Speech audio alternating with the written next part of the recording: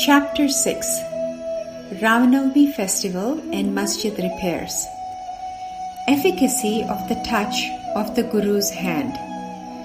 The real or Satguru is sure to carry us safely and effortlessly beyond the worldly ocean. The mere word Satguru brings to mind the picture of Sai Baba, applying Udi on our forehead and blessing us with his hand over our head. The power of his touch is wonderful as it fills our heart with abundant joy. It has the power to cleanse the sins of all our past births. Sai Baba appears in the form of Lord Rama or Krishna or any other god one believes in, a form that chokes our throat with delight and awakens in us the realization of the supreme power.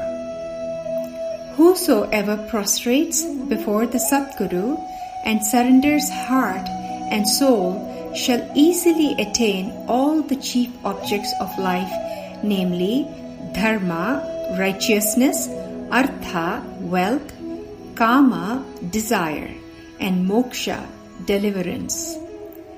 The four paths, karma, jnana, yoga, and bhakti, independently lead us to God. These paths are very hard to traverse, and only the Satguru can lead us straight to our destination. Sai Baba once quoted, "There will never be a dearth of food or clothing in the house of my devotees. I shall always look to and provide for the welfare of those who worship me wholeheartedly. Let your mind and all senses concentrate on me without being distracted by worldly attachments. Remember me always, and your mind will remain calm and peaceful." Ramanavami Festival and Masjid Repairs. Mr. Gopal Rao Gund, a circle inspector at Kopargaon, married thrice but had no children. Being an ardent devotee of Sai Baba, he was blessed with a son after some time. As a mark of his happiness and gratitude, he mooted the idea of celebrating a fair or the Urs, celebrations made at the tombs of Muslim holy men. With the consent of other devotees like Tatya Patil, Dadya Kote Patil, Madhav Rao Deshpande, Shama, and Baba's blessings, the Urs was fixed to be celebrated on Ramanavami Day. Baba's intentions of unifying the two communities, namely Hindus and Muslims, are clearly evident from this act.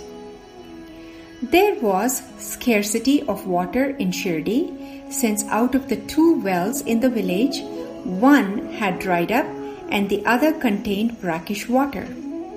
Sai Baba converted the brackish water into sweet water by throwing flowers into this well and made it available for the consumption of the people. Temporary shops were erected and wrestling bouts were arranged for the carnival. 2 flags supplied by Nana Sahib Nimonkar and Damu Anna Kesar were hoisted at the two ends of the masjid, which was named Dwaraka Mai by Sai Baba. The Sandal Procession. During the same time, the Sandal Procession, Chandan Utsav, was also started by Amir Shakkar Dalal. Sandal paste and scrapings are carried in a plate in a procession throughout the village, and after returning, the contents are smeared on the walls of the masjid during celebrations. All external arrangements were monitored by Tatya Patil, while Radha Krishnamai attended to the internal affairs such as decorations, washing, cleaning, cooking on a large scale, poor feeding, lodging for devotees, etc.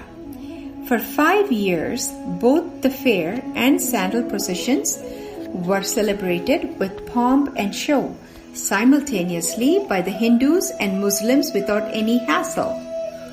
In 1912 AD, Kaka Mahajani conceived the idea of celebrating the Ram Navami festival, the birthday of Lord Sri Rama, and obtained Baba's permission for the same. Initially, Bhishma was engaged as a Haridas to sing the glories of Lord Rama. Subsequently, in 1914, the job was entrusted permanently to Dasgana Maharaj.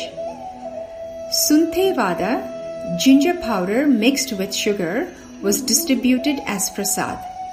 Poor feeding was done on a large scale. Year on year, shops began to increase and the festival began to grow.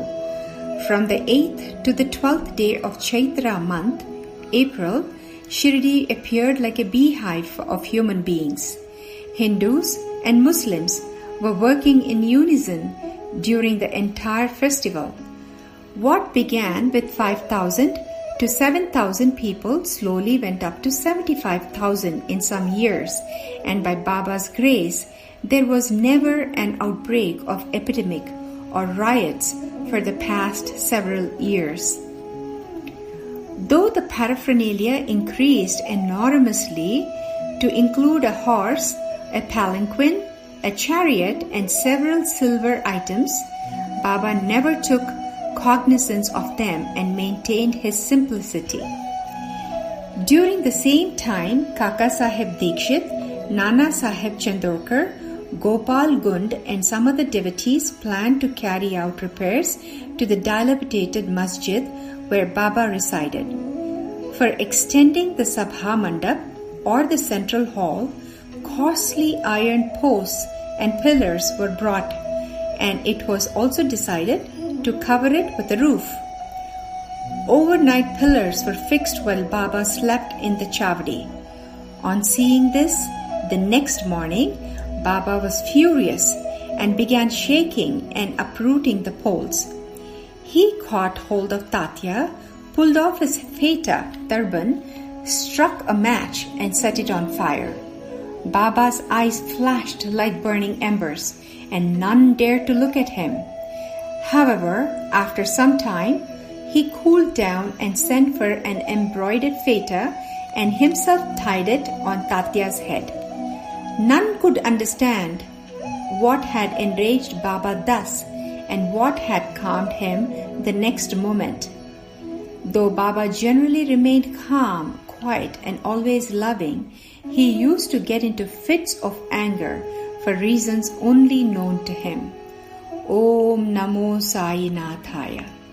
Shanti, Shanti, Shanti. End of chapter 6.